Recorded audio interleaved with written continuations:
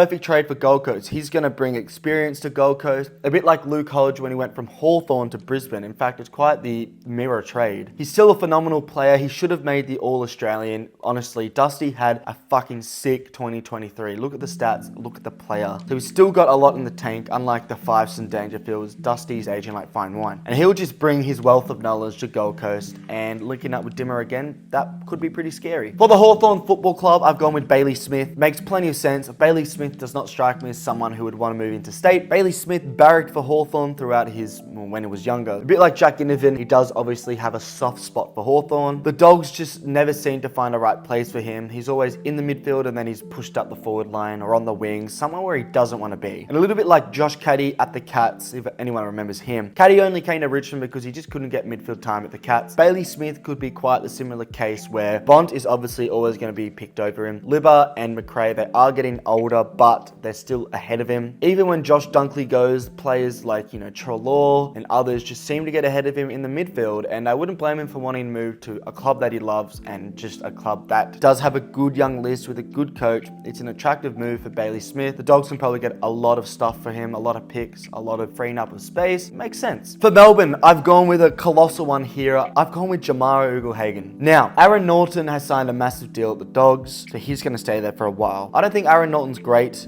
In fact, he's not that good at all. He got the same amount of goals as Ollie Henry in 2023. And when I saw that stat, I was honestly bewildered. And that just sort of shows you that Norton is quite overrated. The funny thing with Jamara is, will he lead the Dogs? I honestly think there's a chance. Bevo is not the coach for me. He's volatile as a coach. Therefore, subsequently, the Dogs are volatile as a team. They can finish top 4 one year and out the 8 the next. So, there's no guarantees at the Dogs. When you look at Melbourne, the fact they've got Petrarca who's in his prime, they've got Oliver in his prime. Melbourne have a lot of good young talent. That could be an attractive move for Jamara. If he's not the main forward at the Dogs, if he's promised to be the main forward at Melbourne, will he make that move? I honestly see a world where he would. The Dogs will not want to let him go, but if they get a fat fucking offer from Melbourne, the Dogs have Darcy in their wings. Like I said, Norton, they have those other forward young players. So it won't hurt them too much, and I honestly think Melbourne are dying. They're crying out for a good, young, talented, tall forward.